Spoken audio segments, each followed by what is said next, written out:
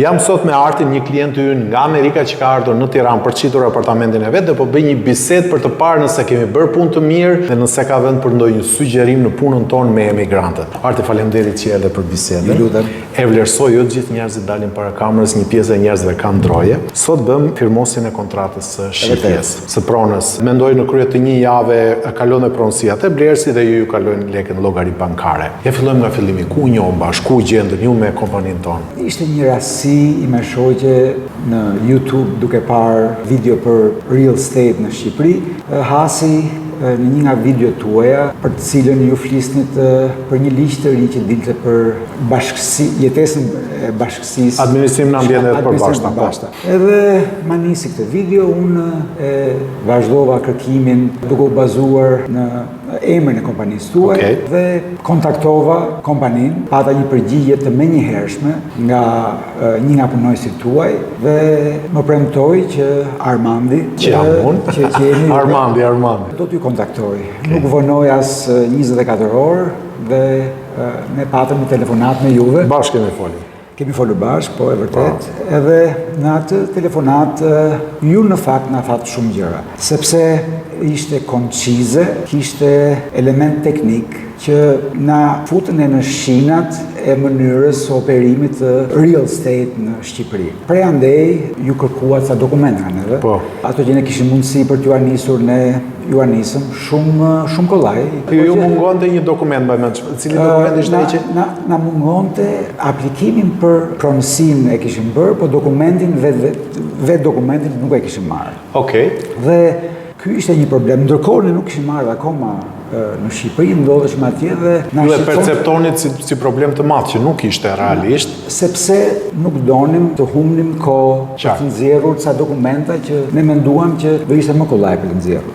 Shumë shpejt u kontaktova nga një tjetër punonjës i zyrës tuaj. Mari Gleni, po. Emri Mari Glen, një djalë i mrekullueshëm, shumë i devotshëm në punën e tij. Ai pothuajse i mbaroi të gjitha problemet që për ne dukeshin shumë të mëdha. Pa ardhur akoma në Shqipëri për të filluar procesin e nxjerrjes në market të pronës, me ndihmën e Mari Glenit u plotësuan të gjithë dokumentat që ne nuk i kishim. Nëse mund të ndaloj vetëm një sekond. Çështja më e madhe që ne hasim në tregun shqiptar me shqiptarët e Shqipërisë apo me emigrantët është mungesa e besimit. Pra, ne bëjmë rregullisht video, content që quhet anglisht, por një pjesë e klientëve nuk kanë besim akoma të na kontaktojnë se mendojnë nuk e njohin.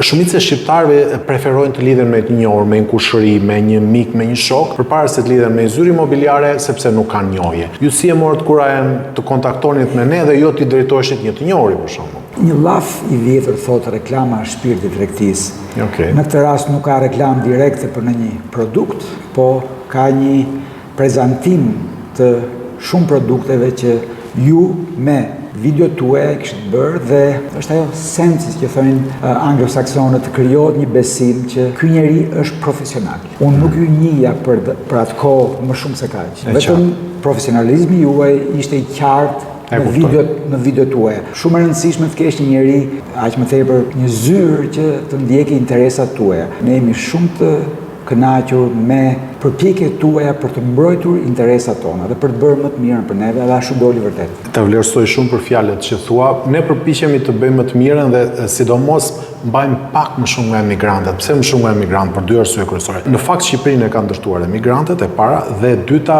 emigrantët kur vinë në Shqipëri vinë me shumë dashuri, edhe ne nuk duam të zhgënjejmë. Përpiqemi të bëjmë më të mirën. Megjithatë, jemi të hapur dhe për ndonjë sugjerim. Është shumë interesante që procesi me juve, me zyrën tuaj dhe me bashkëpunëtorët tuaj nuk mbaron në momentin që bëhet gjetja e Blersit dhe nënshkrimi i kontratës fillestare. Është shumë interesante që ju nuk ndjeheni vetëm, po unë ndjehem sikur kam dikë që po punon në avantazhin tim dhe gjatë kohës që nuk kemi mbritur akoma tek kontrata përfundimtare. Emri që përmenda më parë Mari Glen, bashkëpunëtori juaj në punën e juaj, me devotshmëri e kanë ndjekur procesin deri në ditën e sotme. Më vjen keq që unë nuk do t'i përgjigjem dot pyetjes tuaja dhe të them që kam diçka për të sugjeruar. Nuk kam për të sugjeruar, kjo është e vërtetë. Faleminderit. Unë mendoj që në Shqipëri ne në përgjithësi në shërbim çalojmë në një pikë që Ne mbarojmë në pjesën kur firmosim apo marrim pagesën e klientit, ne mendojmë që kemi mbaruar punën. Ndërkohë që bota është zhvilluar nga vini ju. Amerika për shembull ka dhe menaxher të kënaqësisë klientit. Kur dikush ble një shërbim apo një produkt në Amerikë, edhe në vendet e Europës, ata e marrin telefon pas disa ditësh, thonë, është mirë produkti, është mirë shërbimi, e marrin telefon pas 6 muajsh, i thonë, a je i kënaqur me produktin, me shërbimin, dhe kështu sigurojnë vazhdimsinë e biznesit. Ne kemi zgjedhur ta bëjmë këtë punë mirë sepse mendojmë në afat gjatë. Prandaj dhe nuk e ndërpresim marrëdhënien me klientin në momentin që është firmosur kontrata, apo është gjetur blerësi. Në rasti konkret sot është firmosur kontrata. Ne do vazhdojmë t'ju shoqërojmë juve derisa ju keni marrë pagesën për shtëpinë, blerësi ka marrë pronësinë e saj dhe të gjitha palët kanë dalë kënaqur. E gjitha kjo për të kënaqur klientin dhe për të siguruar vazhdimsinë e biznesit. Mendoj që kemi përqafuar frymën perëndimore të bërit gjërat,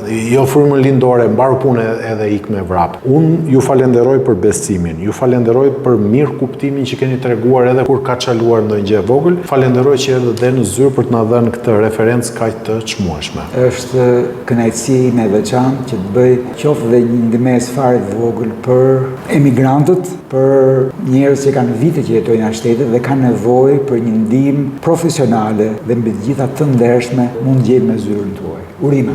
Faleminderit shumë.